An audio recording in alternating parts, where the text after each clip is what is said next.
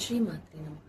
మొదట అందరికీ కృతజ్ఞతలు తెలుపుకుంటూ ఈరోజు భాగాన్ని మనము మొదలు పెట్టుకుందాం. గత భాగంలో మనము ధ్యానం సర్వరోగ నివారణ అని చెప్పుకుంటూ నాకు ఆ సర్వరోగాలలో నాకు తగ్గినది రొమటాయిడ్ ఆర్థరైటిస్ అని చెప్పాను కదా. ఇలా రొమటాయిడ్ ఆర్థరైటిస్ అయితే అంతా తగ్గిపోయింది. సరే, 7 రోజుల్లో నేను గమనించాను, మొత్తం అంతా బాగుంది, అన్ని నొప్పులు పోయినాయి అనేసి అని చెప్పి అంతా నిర్ధారణ చేసుకున్నా, గమనించేసిన, తెలుసుకున్నా. సరే, 8వ రోజు ఏమైంది అనేసి అంటే కూర్చోగానే అంతా ఒక్కొక్క భాగం తగ్గిపోయింది కదా, అమ్మయ్య హ్యాపీ అనేసి అనుకున్నాను. సో అలా అనుకోగానే లేదు, ఒక చోట అలాగే ఉంది అనేసి వచ్చింది లోపల నుంచి. అలాగే ఉందా, ఎక్కడ ఉంది అనేసి నేను అనుకుంటూ వచ్చాను. సరే, తల నుంచి గమనించుకుంటూ వచ్చిన, ఇక్కడ ఉందా, ఇక్కడ ఉందా, కళ్ళు నొప్పులు, ముక్కు నొప్పి, ఎక్కడ ఉన్నది మెడ అంతా అబ్జర్వ్ చేసుకుంటూ వస్తే నాకు కిందకి వచ్చేటప్పటికి ఎడం కాలు మోకాల దగ్గర నొప్పి అలానే ఉండిందనమాట. చివరికి అంతా గమనించుకున్న తర్వాత ఈ 6 ప్లేసులు ఎక్కువ ఉంది అనేసి చెప్పారు కదా. సో ఇక్కడ అలాగే ఉంది అనేసి అని వచ్చింది. ఇదేంటిది, మొత్తం తగ్గిపోయింది కదా, మళ్ళీ ఇక్కడ ఎందుకు ఉంది అనేసి అంటే అక్కడ నువ్వు చేసినటువంటి గత జన్మలో చేసినటువంటి ఒక పాపం అనేది నీకు అలాగే ఉండడం వల్ల అలా జరిగింది అనేసి వచ్చిందనమాట. సరే, అప్పటికే మాకు 11వ తేదీ ప్రేమ్నా సార్ చెప్పినటువంటి క్లాస్లో యాస్ట్రల్ సర్జరీలో అందరికీ మొట్టమొదటిగా ఫస్ట్ మనం ఎవరికైతే మనం బాధింపబడతామో లేదా మన చేత ఎవరు బాధింపబడి ఉంటారో వాళ్ళందరికీ కూడా క్షమాపణ చెప్పుకోవాలి అనుకున్నాం కదా. సో అలా చెప్పించినప్పుడు వాళ్ళు చాలా అంటే చాలా, దాదాపు ఒక 15 నుంచి 30 వరకు సంకల్పాలు అనేటివి చెప్పించుంటారు అనుకున్నాం. అందులో నాకైతే ఏవీ గుర్తులేదు, కానీ నేను 2 గుర్తుపెట్టుకున్నా. ఏమి అనేసి అంటే, నా వల్ల తెలిసి కానీ తెలియక కానీ పొరపాటున కానీ జరిగినటువంటి తప్పులు ఏవైనా ఉన్నా కూడాను, అంటే వాళ్ళు నా వల్ల బాధపడినారు కాబట్టి వాళ్ళందరికీ కూడాను నేను క్షమాపణలు కోరుకుంటున్నాను అనేసి అని చెప్పుకోవడం జరుగుతుంది. తర్వాత ఇతరులు వాళ్ళు తెలిసి చేసినా తెలియక చేసినా పొరపాటుగా చేసినా నాకు నష్టమైతే ఏదేది ఉన్నదో ఏదైతే జరిగినాదో దానివల్ల నేను బాధపడింటాను కదా. సో అలాంటివి అన్నీ కూడాను వాళ్ళని చేసిన వాళ్ళందరినీ కూడాను క్షమించేస్తున్నాను, క్షమింపబడుతున్నది అని చెప్పి క్షమించేయడం అనేది జరిగిందనమాట. సో మరి సంకల్పాలు చెప్పుకున్నాను, సంకల్పం జరిగింది, 3వ రోజుకంతా వ్యాధి తగ్గడం జరిగింది, మరి ఇది ఎందుకు వచ్చింది అనే ఒక డౌట్ వచ్చిందనమాట. సరే, క్షమించమని అడిగినాను, బాగుంది, మరి అందరికీ క్షమించమని అడిగినాము, మరి వాళ్ళు చెప్పినప్పుడు గత జన్మలో చేసినటువంటి సంచిత కర్మలకు కూడాను చెప్తారనమాట. అంటే మనము ఎన్ని జన్మలు ఎత్తింటామో అన్ని జన్మల్లో చేసినటువంటి పాపాలను కూడాను క్షమించబడాలి అనేసి చెప్పి సంకల్పం చెప్పిస్తారనమాట. అలా సంకల్పం చెప్పినప్పుడు మన గత జన్మల్లో కూడా తెలియకుండా మనం చేసుంటాం కాబట్టి అలాంటి వాళ్లకు కూడాను, అలాంటి ఆత్మల రూపంలో ఉండేటువంటి, ఎందుకంటే గత జన్మలు అన్నప్పుడు వాళ్ళు ఆత్మలు అయిపోయి ఉంటారు, మనము కూడా ఇప్పుడు ఈ జన్మలో జన్మ తీసుకున్నాం కాబట్టి ఉన్నారు, వాళ్ళు ఏ విధంగా జన్మ తీసుకున్నారో మనకు తెలియదు. సో అటువంటి ఆత్మస్వరూపాలు, అంటే వాళ్ళు బ్రతికున్నా లేకపోయినా, ఈ జన్మలో జన్మ తీసుకున్నా లేకపోయినా అటువంటి ఆత్మస్వరూపాలకు కూడా క్షమాపణలు చెప్పాలి. లేదా అక్కడ వాళ్ళకు మన వల్ల జరిగింది కాబట్టి క్షమాపణ చెప్పాను, మనకు వాళ్ళ వల్ల కలిగితే కూడా వాళ్ళని కూడా క్షమించాలి. సో అలా వాళ్ళకి మన్నింపు కూడా ఇచ్చేసామన్నమాట. మరి ఈ యొక్క కాలు మరీ నొప్పి ఆ రోజే తెలిసింది నాకు. ఆ 7 రోజుల్లో పూర్తిగా తగ్గిందన్న విషయం గమనిస్తూ వచ్చాను. కానీ ఈరోజు మళ్ళీ నొప్పి రావడానికి కారణం ఏంటి అని క్వశ్చన్ వచ్చింది. క్వశ్చన్తో పాటు సందేహం కూడా కలిగిందనమాట. ఏమి అనేసి అంటే, ఇంతకీ టాబ్లెట్స్ యొక్క ప్రభావం, అంటే నేను దానికి 15 రోజుల ముందు, ధ్యానం మొదలు పెట్టడానికి 15 రోజుల ముందు నేను టాబ్లెట్ వాడుతున్నాను. సో ఆ పవర్తో ఈ వారం దినాలు నేను నెట్టుకుని వచ్చానా, లేకపోతే నిజంగా ధ్యానంలో తగ్గిందా అనే డౌట్ నాకు వచ్చేసింది అనమాట. సో ఆ డౌట్ రాగానే ఒక రకమైన భయం కూడా అయ్యింది. ఎందుకు అనేసి అంటే, ధ్యానంలో తగ్గిపోయింది అనేసి అని మా ఆయన, నేను అందరూ హ్యాపీగా ఉన్నాం, మా ఇంట్లో వాళ్ళందరూ. ఇప్పుడు మళ్ళీ సందేహం మొదలైపోయింది.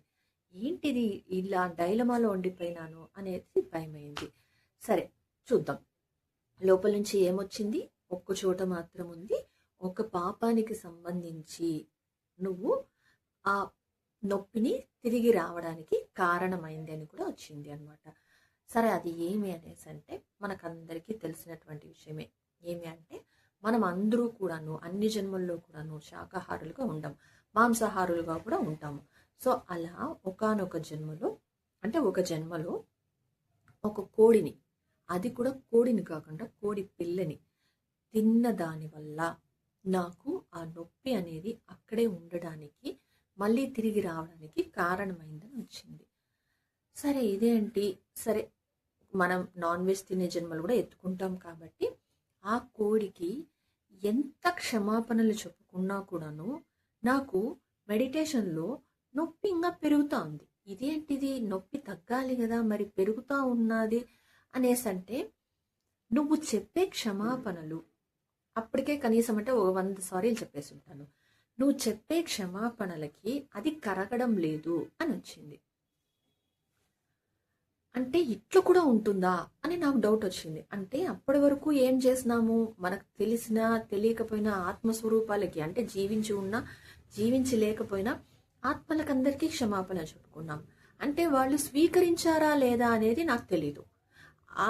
ఆ క్వశ్చన్ వచ్చినా కూడాను చెప్పాము, స్వీకరించి ఉంటారు అన్న ఉద్దేశంతో నేను ఆగిపోయినాను. కానీ ఎప్పుడైతే ఈ నొప్పి మొదలైందో అప్పుడు నాకు అర్థమైందనమాట. అంటే వాళ్ళు కూడాను మనల్ని క్షమిస్తేనే ఆ రోగం కానీ ఆ సమస్య కానీ పూర్తిగా తగ్గుతుంది అనే విషయం నాకు అప్పుడు అర్థమైందనమాట. సరే అప్పటికే 100 సారీలు చెప్పేశాను. ఇంకా నాకు అర్థం కాల. సరే ఇప్పుడు ఏం చేయాలి అనేసి అంటే కోడిని పిలువ అని వచ్చింది. కోడిని పిలవాల. అది కూడా గత జన్మలో నేను ఎప్పుడో తినిండే కోడి, అది చచ్చిపోయి ఆత్మ అయిపోయి ఉంటుంది. అది ఏ విధంగా రూపాంతరం చెందింటుందో కూడా నాకు తెలియదు. సో కోడిని పిలవాలా అనేసి క్వశ్చన్స్. సరే ఫస్ట్ నీ ప్రశ్నలు సమాధానాలన్నీ పక్కన పెట్టి కోడిని పిలువ అనేసి వచ్చింది. సరే ఏమీ చేయలేక కోడి యొక్క ఆత్మని నేను ఆహ్వానిస్తున్నాను అనేసి అనుకున్నాను అనమాట. సరే ఇలా అనుకోగానే నాకు అప్పటి వరకు విజన్స్ ఒక్క జింక కనపడటం తప్ప తర్వాత ఏమన్నా కనిపిస్తుందా అనేసి అంటే ఏమీ కనపడలేదు. సో ఇక్కడ ఏం కనిపిస్తుందా అనేది కూడా మళ్ళీ ఒక ఎపిసోడ్ చేసుకుందాం. సో ఏమీ కనపడటం లేదు. మరి కోడి యొక్క ఆత్మ నేను ఎలా పిలవాలి అని అనుకుని ఆహ్వానిస్తున్నాను అనగానే కోడి, చిన్న కోడి నా ముందరొచ్చి నిల్చుకున్నట్టు అనిపించింది అనమాట. ఇది నేను అనిపిస్తున్నదా లేదా నేను పిలిచిన దానికి అది నిజంగా వచ్చేసిందా అనేసి కూడా నాకు డౌట్. సరే అని చెప్పి ఆ కోడి రావడం అనేది జరిగింది. నాకు అర్థమైపోయింది అది ముందరున్నది, నా ముందర ఒక ఆత్మరూపంలో కోడి ఉన్నది నాకు తెలుస్తోంది. ఎందుకంటే ఫస్ట్ నువ్వు ఒక కోడిని తిన్నందువల్ల అని వచ్చింది కదా, చిన్న కోడిని అనేసి అని చెప్పి ఆ చిన్న కోడిని అనేది చిన్న అని చెప్పడానికి కారణం కూడా ఏమంటే నేను చూసిన తర్వాత అనమాట. కోడి వస్తుంది కనీసం ఒక హైట్లో ఇంత హైట్ అన్నా ఉంటుంది అనుకుంటే చిన్న పిల్ల కోడి అనమాట. అప్పుడు నాకు అర్థమైంది ఓహో చిన్న కోడి అనేసి అని చెప్పి. సో అందుకే అది ముందే చెప్పాను నేను. కానీ నేను తెలుసుకున్నది తర్వాత కోడి యొక్క క్షమాపణ అనేది స్వీకరించబడకపోవడానికి అది జరిగింది అని. సో ఇలా తెలుసుకున్న తర్వాతనే చిన్న కోడిని అర్థమైంది. మనము కోళ్ళు, గొర్రెలు ఎన్ని పాపాలు చేసేసి ఉంటామో అన్ని పాపాలు క్షమించబడినాయి. ఒక చిన్న కోడి నా క్షమాపణని స్వీకరించలేదు. ఇక్కడ ఇగోలు అంటే అది చిన్న కోడి, నేను ఇంత పెద్ద శరీరాన్ని, నేను వేరే మనిషిని, అది వేరే ఆత్మ, అది నాకు లొంగకపోవడం ఏంటి అంటే ఇక్కడ మనకు అహంకారము, నేను అనే గర్వము, అది చిన్నది నేను పెద్దది కదా. సో ఇలాంటివన్నీ కూడా తల ఎత్తినాయి. కానీ నాకు దాని తర్వాత అర్థమైంది ఏమి అంటే ఎందుకు క్షమాపణలు స్వీకరించలేదు అనేది నాకు అర్థమైంది. నువ్వు చిన్న పెద్ద అన్న తేడా చూపిస్తున్నావు. ఆత్మలన్నీ సమానమే అంటే ఆ చిన్న కోడి నాకు చెప్పిండే విధానం నేను చెప్తున్నా. నేను అనే అహంకారము, గర్వము నీకున్నది. నేను పిలిస్తే, నేను క్షమాపణలు చెప్తే అంటే నువ్వు క్షమాపణలు చెప్తే నేను క్షమించేయాలా? ఎందుకు క్షమించాలి? నీకు చిన్న పెద్ద అనే తేడా తక్కువ ఎక్కువ అనే గర్వము, అహంకారము ఇవన్నీ ఉన్నాయి.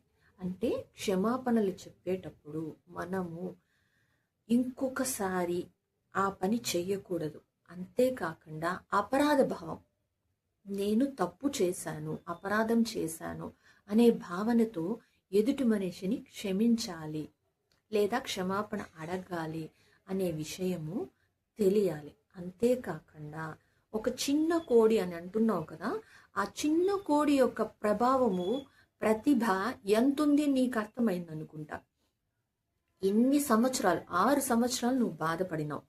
అలాంటిది 3వ రోజుకి ధ్యానం అనేది చేయడం తగ్గడం అనేది జరిగినది. కానీ తిరిగి నొప్పి వచ్చేటప్పటికి నువ్వు ఎంత బాధపడినావు అంటే, ఒక ఆత్మ అనేది కూడాను క్షమించపోకపోతే నీకు ఎటువంటి బాధ కలుగుతుంది అన్నది విషయం నీకు అర్థమైంది. అంటే నువ్వు అన్నావు కదా, చిన్న కోడి, చిన్నది నన్ను క్షమించలేదా అంటే, వాళ్ళ పెద్దవి జంతువులు అవన్నీ క్షమించినాయి, మిగతా వాళ్ళందరూ క్షమించినారు, ఇది నన్ను ఎందుకు క్షమించలేదు అని మాట్లాడావు కదా, అనుకున్నావు కదా. సో అందుకనే నేనెందుకు నిన్ను క్షమించాలి అనేసి అనిందనమాట. సరే, అది కూడా నిజమే కదా, ఆత్మలో అందరూ ఒకటే సమానమే అని అనుకున్నప్పుడు కోడి అయితే ఏముంది, మనిషి అయితే ఏముంది, ఒక పదార్థం అయితే ఏముంది అన్నది అహంకారము, గర్వం అనేది క్షమించాలి అని అనుకున్నప్పుడు క్షమాభిక్ష ఎప్పుడు వస్తుంది అనేసి అంటే, మనము 0% ఈగో, 0% అహంకారం అన్నింటినీ వదిలేసి జీరోలో ఉండి మనము క్షమాపణ అనేది అడగాలి అన్నమాట. అంతేకాకుండా మనం క్షమిస్తున్నాము లేకపోతే క్షమాపణ ఇస్తున్నామన్నా అడుగుతున్నామన్నా ఆ పనిని ఇంకొకసారి మనం చెయ్యకూడదు అని అర్థం. మనం క్షమించేస్తున్నాం లేదా క్షమాపణ అడిగేస్తున్నాం, తిరిగి మళ్ళీ ఆ పనులు చేస్తున్నాం. మరి మనం అడిగినటువంటి క్షమాపణలకు అర్థం ఏముంటుంది? గత జన్మల్లో నాన్ వెజ్ తిన్నందుకు, ఈ జన్మలో ప్రాబ్లం వచ్చినందుకు ఆ కోడి అంత నాకు ఎంత బాధ అనేది కలిగించింది అనేసి అంటే, తగ్గిపోయింది అనుకున్న నేను తిరిగి రావడానికి మనకు ఆటోమేటిక్గా ఎక్కువ పెయిన్ అనిపిస్తుంది అనమాట. అలా వచ్చినప్పుడు, అంత బాధ అనుభవించినప్పుడు నాకు అర్థమైంది, అవును కదా, నేనెంత, ఆ కోడి ఎంత అనేసి అనుకొని భేదం చూపించాను, దాన్ని తక్కువ చేశాను. అప్పుడు నేను చేసిన పని ఏమి అనేసి అంటే, కోడి నాకు ఒక అడుగు దూరంలో ఉన్నది, నేను ఇలా కూర్చున్నాను, నాకు ఒక అడుగు దూరంలో ఉన్నది, కొంచెం వెనక్కి దాన్ని జరగమని, కొంచెం వెనక్కి జరగమని దాని కాళ్ళు పట్టుకున్నాను. నేను అనుభూతి చెందానమాట. ఆ చిన్న కోడి కాళ్ళను పట్టుకొని తల వంచి క్షమాపణ చెప్పాను. అప్పుడు నాకు కలిగిన అనుభూతి వర్ణనాతీతం. ఎప్పుడైతే దాని కాళ్ళు పట్టుకొని క్షమాపణ అడిగానో, పశ్చాత్తాపం అనేది నా లోపల 100% కూడుకొని, నేను అప్పటి వరకు సారీలు చెప్పుకున్నాను, క్షమాపణలు చెప్పుకున్నాను, కానీ అందరికీ క్షమించమని అడిగాను కానీ చెప్పాను కానీ మనస్ఫూర్తిగానే చెప్పినా కూడాను ఇక్కడ తక్కువ అనే భావం ఎప్పుడు కలిగింది? జంతువుల విషయంలో, మనుషుల విషయంలో కాకుండా జంతువుల విషయంలో, ఇంకా వేరే విషయంలో కూడా మనకి ఇలాంటి భావనలు ఉంటాయన్నమాట. అందుకనేసి అహంకారాన్ని, గర్వాన్ని పక్కన పెట్టి 100% ప్యూర్ హార్ట్ అంటాం కదా, అలా మనము వాళ్ళకి కాన క్షమాపణలు చెప్పబడితే ఆటోమేటిక్గా మనము మన్నింపునైతే పొందబడతామన్నమాట. సో అలా చిన్న కోడి యొక్క కాళ్ళని నేను పట్టుకొని క్షమాపణ అడగడం జరిగింది. సో దాని తర్వాత వితిన్ సెకండ్స్లో నాకు కాలు నొప్పి అనేది తగ్గిందనమాట. ఇదంతా నాకు జరగడానికి ఆ కోడితో నా సంభాషణ, లేకపోతే చేసిండే పనులన్నీ కూడాను కనీసం అంటే ఒక 30 నిమిషాల నుంచి 45 నిమిషాల వరకు జరిగిందనమాట. ఎంతకీ అది కన్విన్స్ అవ్వడం లేదు. కనీసం అంటే ఒక 10 నిమిషాలు నేను క్షమాపణ చెప్పినా కూడా, ఆత్మని పిలిచినా కూడాను అది రాలేదన్నమాట. నాకు పక్కన సెన్సెస్ బాగా పనిచేస్తాయని నేను మీకు ఆల్రెడీ చెప్పాను. సో పడుకున్నప్పుడు కానీ, లేచినప్పుడు కానీ, చిన్న సౌండ్స్ వచ్చినా, ఎవరైనా నన్ను టచ్ చేసినా, లేకపోతే ఆరాలోకి వచ్చినా కూడా నాకు డిస్టర్బెన్స్ అనేది తెలిసిపోతుంది అనమాట.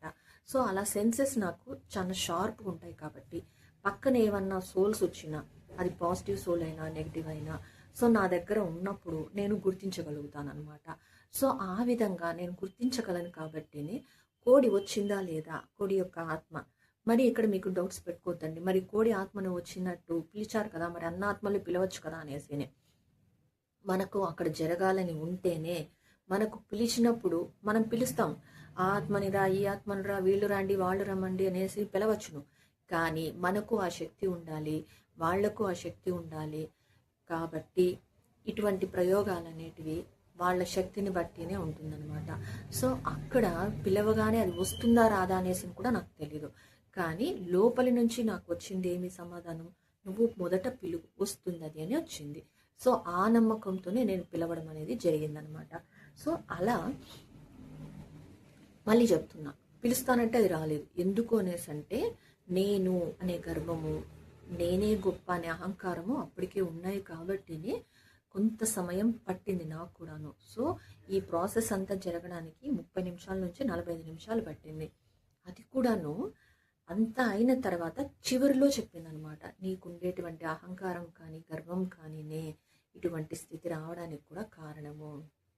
ఎందుకు అనేసి అంటే మనము చాలా కేర్లెస్గా ఉంటాం, నిర్లక్ష్యంగా ఉంటాం అనమాట. అది క్షమించే దాంట్లో అయినా కూడాను, క్షమాపణలు అడిగే దానిలో అయినా కూడా అనమాట. సో అటువంటివి ఉండకూడదు అని ఒక కోడి నేర్పించిన పాఠం నాకు ఇది. పాము నాకు అవేర్నెస్ నేర్పిస్తే అహంకారము గర్వము ఎక్కువ తక్కువ అనేది ఉండకూడదు అనేసి ఒక కోడి నేర్పించండి నాకు. సో ఈ విధంగా ప్రతి ఒక్కటి కూడాను మనకు గురువే అన్నమాట. సో అలా ఆ యొక్క కోడికి క్షమాపణ చెప్పుకున్న తర్వాతనే నాకు కాలు నొప్పి అనేది తగ్గిందనమాట. యాక్చువల్గా అయితే తర్వాత తెలిసిన విషయం అంటే ఆ కోడి ద్వారానే తెలిసిన విషయం ఏమి అనేసి అంటే, నీకు ఈ పాఠము నా వలన నీకు తెలియాలి కాబట్టినే తిరిగి నీకు మోకాలు నొప్పి రప్పించి ఈ పాఠం అనేది చెప్పబడింది అనేసి తనే మళ్ళీ చెప్పిందనమాట. ఓకే, కానీ అప్పటికే నాలో అంటే ఎక్కువ తక్కువ భావనలు, చిన్న పెద్ద అనే తేడాలు ఇవన్నీ కూడాను ఆ క్షణం నుంచినే, ఆ సెకండ్ నుంచినే నాకు లేవన్నమాట. అందుకే ఇప్పటి వరకు కూడాను ఏదైనా కూడాను మనకు కంటికి కనిపించేటువంటిది కానీ కంటికి కనిపించినటువంటి ఆత్మలన్నీ కూడాను అందరూ కూడాను అన్నీ కూడాను సమానమే అనే విషయము నేను తెలుసుకున్నది కోడి ద్వారానే. అందుకని ప్రతి ఒక్కరూ చెప్పేటువంటి పాఠాన్ని కానీ గుణపాఠాన్ని కానీ శిక్షను కానీ తక్కువగా చూడకూడదు. మనం ఏమి నేర్చుకున్నా ఎవరి దగ్గర నుంచి నేర్చుకున్నా కూడాను అదంతా కూడాను మనకి ఎదుగుదలకే ఉపయోగపడుతుంది అనమాట. సో ఇంకా మన్నింపు అనేది ఎలా ఉండాలి అనేసి అంటే, మనం మన్నించిన తర్వాత చాలామంది ఏం చేస్తామనేసి అంటే ఒక విషయాన్ని మనం పదే పదే పదే తలుచుకుంటూ ఉంటాం. వాళ్ళు నాకు ద్రోహం చేశారు, వాళ్ళు నాకు మోసం చేశారు అనేసి మనం తలుచుకుంటూనే ఉంటాం. సో అలా తలుచుకున్నప్పుడు ఏమవుతుంది అనేసి అంటే వాళ్ళకి మన దగ్గర నుంచి శక్తి అనేది వెళుతూ ఉంటుంది అనమాట. ఎందుకు అనేసి అంటే మనము ఒక విషయాన్ని కానీ ఒక వస్తువుని కానీ లేకపోతే ఒక ప్రదేశాన్ని కానీ ఆలోచించినాము అంటే ఆటోమేటిక్గా మనకి ఇక్కడ ఒక ఊహా చిత్రం అనేది ఏర్పడిపోతుంది. ఫర్ ఎగ్జాంపుల్కి మా అమ్మ గురించి ఆలోచించాను అనేసి అంటే మా అమ్మతో జరిగినటువంటి సంభాషణలు లేకపోతే సన్నివేశాలు గుర్తుకొస్తూ ఉంటాయి. అదే మా ఫ్రెండ్స్ గురించి ఆలోచిస్తే వాళ్ళతో జరిగినవన్నీ గుర్తుకొస్తున్నాయి. అంటే ఆటోమేటిక్గా మన ఆలోచన ద్వారా మన శక్తి అనేది కూడా వాళ్ళకి వెళుతూ ఉంటుందన్నమాట. సో అలా ప్రతిదీ కూడా మన్నించేసినాం, ఒకటి జరిగింది మోసపోయినాం, తర్వాత అది మోసం జరిగింది దాని గురించి కాకుండా దాని నుంచి మనం ఏం నేర్చుకున్నాము అనేసి కానీ అనుకున్నట్లయితే మనము ముందుకు వెళ్ళడానికి ఎక్కువ ఉపయోగపడుతుంది. మనం మోసపోయినాం, ఒక 10 రూపాయలు ఇచ్చాము, ఆ 10 రూపాయలు మనకు రాలేదు, మోసపోయినాము అనేసి అంటే దాని నుంచి మనం నేర్చుకోవాల్సింది ఇంకొకరికి 10 రూపాయలు ఇవ్వాలి అన్నప్పుడు వాళ్ళ పక్క నుంచి మొత్తం ఆలోచించాలి. ఆ 10 రూపాయలు పోయినా కూడా నేను బాధపడకుండా ఉండేటట్లు చూసుకోవాలి, లేదా ఇవ్వకుండా జాగ్రత్త పడాలి. ఇలా ప్రతి దాని నుంచి పాఠం అనేది మనం నేర్చుకోవాలి. అంతేకాకుండా ప్రతిదీ మనము పుట్టినప్పటి నుంచి చనిపోయే వరకు ప్రతిదీ మనకే జరగాలి అనేసి అంటే కష్టం అన్నమాట. కాబట్టి ఇతరులకు జరిగిన దాని నుంచి కూడాను మనము పాఠాలు నేర్చుకోవాలి. కాబట్టి ప్రతి ఒక్కటి కూడాను మనకి పాఠమే. అందుకే నిత్య విద్యార్థులుగా ఉండండి అని చెప్పడానికి కారణం. సో మన్నించేసిన తర్వాత ఎదుటి మనిషిని దాని గురించి కుదిరినంత, వీలైనంత తక్కువగా ఆలోచించడము, వాళ్ళ గురించి ఆలోచించడము మనము తగ్గించేయాలి. అలా కాదు అనేసి అంటే మన ఆలోచన రాగానే మన శక్తి అనేది వాళ్లకు వెళుతూ ఉంటుంది. ఇది ఖచ్చితం. సో కాబట్టి మనము మన్నింపు ఇచ్చేసిన తర్వాత వాటి గురించి ఎంత తక్కువగా ఆలోచిస్తే అంత ఉత్తమమైన పని. ఒకటి, అక్కడికి ఆ సన్నివేశం మన్నించేసాం కాబట్టి ఆ దుఃఖము, బాధ, కోపము ఏదైనా కూడా తగ్గిపోతుంది. 2, శక్తి వృధా కాదనమాట. ఇంకా ఇవి 2 ప్లస్ పాయింట్లే మనకి. అంతేకాకుండా వాటి నుంచి మనం ఒక పాఠాన్ని అయితే నేర్చుకున్నాం. దాని ద్వారా ముందు జాగ్రత్తగా మన జీవితాన్ని ఇంకా మంచిగా తయారు చేసుకోవడానికి ఉపయోగపడింది కదా. అంటే వాళ్ళు చేసిన చెడు వల్లనే కదా మనకు మంచి జరిగింది. మనం మంచిగా ఉండి ముందుకు పోవడానికి ఉపయోగపడింది. సో అటువంటి వాళ్ళకు కూడా కృతజ్ఞత చెప్పండి అంటారు, థ్యాంక్స్ చెప్పండి అంటారు. నువ్వు ఒకరి దగ్గర మోసపోయినావు కాబట్టి నువ్వు ఆ జాగ్రత్త పడడం వల్ల 99 దగ్గర ఇంకా మోసపోకుండా ఉంటాం కదా. అంటే ముందు మోసపోకుండా ఉండడానికి ఇది ఉపయోగపడింది కదా. సో కాబట్టి వాళ్ళకి థ్యాంక్స్ చెప్పండి అంటారు. మామూలుగా ఫ్యామిలీ విషయాల్లో, ఫ్యామిలీలో కొట్లాట్లు వచ్చినప్పుడు భార్యాభర్త, అత్త మామ, లేకపోతే ఆడపడుచులు, ఆడబిడ్డలు, తోడుకోడలు ఇలా వచ్చినప్పుడు వాళ్ళ దగ్గర నుంచి నువ్వేం నేర్చుకోవాలో నేర్చుకుంటూ ఉండు. అలా తిరిగి రాకుండా ఉండడానికి ప్రయత్నం చేయండి. క్షమాపణలు చెప్పుకోండి, మన్నించండి. మీరు ముందరికెళ్తారు. మీరు అంటే మనం అలా చేయడం వల్ల, క్షమించడం వల్ల, క్షమాపణలు చెప్పుకోవడం వల్ల మనం ముందరికి వెళతాము అని చెప్పి మనకి సంకల్పాలతో వాళ్ళు క్షమాపణలు, మన్నింపులు చెప్పారు. సో మనకు సంకల్పాలు అయితే అవసరం లేదు, కానీ మనకు తెలుసు కదా, మనం సాక్షి, మనస్సాక్షి ఉంది, అంతరాత్మ సాక్షి ఉంది, ఆత్మసాక్షి ఉంది. సో ప్రతిదానికి మొదట మనం ఏమి చేస్తున్నా కూడా ఫస్ట్ మనమే సాక్షులం. ఈ కళ్ళతో చూస్తున్నాం, ఈ మనస్సాక్షి ఉన్నది, ఆత్మసాక్షి ఉన్నది, అంతరాత్మ సాక్షి ఉన్నది, ప్రకృతి ఉన్నది.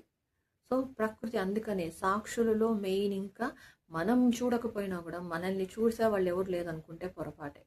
మన లోపల శరీరం మనదే, ఆత్మ మనదే, అంతరాత్మ మనదే అనేసి అనుకోవచ్చు. మరి విశ్వం, ఈ ప్రకృతి ఎవరికీ తెలియకపోవచ్చు. అందుకనే ప్రకృతి కూడా మనకి పంచభూతాల యొక్క సాక్ష్యం కూడా అందుకే తీసుకుంటూ ఉంటాం, ప్రకృతి సాక్షి. అందుకనేసి ఇన్ని సాక్ష్యాల మధ్యలో మనం చేసే పని మనం ఒక్కరే చేస్తున్నామంటే పొరపాటు అన్నమాట. సో ఎప్పుడైతే మనము ఈ పంచభూతాలు, ఈ విశ్వము, ఇవి కాకుండా మనం తప్పు చేయకూడదు, మనం మంచిగా ఉండాలి, మనం మంచి చేస్తూ ఉండాలి. లేదా మన వల్ల పొరపాటు ఏమన్నా జరిగింది అనేసి అంటే వెంటనే క్షమాపణ కోరుకోండి. తిరిగి ఆ పనిని చేయకుండా అక్కడితో ఆగిపోండి. లేదు ఇతరులు మనకు చేసినారు అనేసి అంటే కుదిరినంత ఇతరులకు వాళ్ళు చేసేవాళ్ళు అనేసి అన్నప్పుడు వాళ్ళకి దూరంగా ఉండడం మంచిది కదా. అందరితోనూ మంచిగా ఉండాలి, కానీ అంటుకొని ఉండకూడదు. తామరాకు పైన నీటి బిందువు మాదిరిగా సంసారంలో ఉండాలి అని చెప్తూ ఉంటాం కదా. అదే విధంగా అన్నమాట. ఒకసారి నువ్వు బాధపడినావు అనేసి అంటే తిరిగి బాధపడే పరిస్థితులు, సందర్భాలు మనమే తెచ్చుకోకుండా మనమే దూరంగా జాగ్రత్తగా ఉండాలి అన్నమాట. సో అలా వాళ్ళని మన్నించేసిన తర్వాత వాళ్ళ గురించి ఆలోచిస్తూ మనము ఇంకా తక్కువ కాకుండా, శక్తి వెళ్ళిపోతున్నది, మన జీవితంలో బాధ ఎక్కువ అవుతున్నది. వాళ్ళు సంతోషంగానే ఉన్నారు, చేసిన వాళ్ళు సంతోషంగానే ఉన్నారు. ఎందుకు? మనం ఆలోచిస్తూ మన శక్తిని అంతా కూడా వృధాగా వాళ్ళకి ఇచ్చేస్తున్నాం కదా, మనకు వృధా అయిపోతున్నది కదా. సో అందువలననే ఆలోచించకుండా అక్కడితో వదిలేయడం అనేది చేయాలి. అందుకనే మన్నింపులు ఎంత ముఖ్యమో క్షమాపణలు చెప్పుకోవడము అంతే ముఖ్యము. సో వెంటనే అవన్నీ కూడాను కర్మల్ని క్లీన్ చేసుకోకుండా అలా పెట్టుకుంటే మనకే సమస్య. సో కాబట్టి ఎప్పటికప్పుడు ఎక్కడికక్కడ తెగ్గొట్టేయండి అంటాం కదా. సో అలా అక్కడికి అంతం చేసేసేయండి, ఆపేసేయండి. అది చాలా ఉత్తమమైన పని అనమాట. సో ఈ విధంగా ఒక కోడి నాకు చెప్పినటువంటి లెసన్స్, పాఠాలు అన్నీ ఇవి అనమాట. సో నెక్స్ట్ భాగంలో గమనించడం. సో నేను మెడిటేషన్ చేసేటప్పుడు ఏమి గమనిస్తాను, ఎలా చేస్తాను అనే దాని గురించి చెప్పుకుందాం. తర్వాత భాగంలో మనం గమనించే దాని గురించి చెప్పుకుంటూ దాని నుంచి నేను ఏం నేర్చుకున్నాను అనే విషయాలను తెలుసుకుందాం ఫ్రెండ్స్. అప్పటి వరకు కృతజ్ఞతలు. Thank you.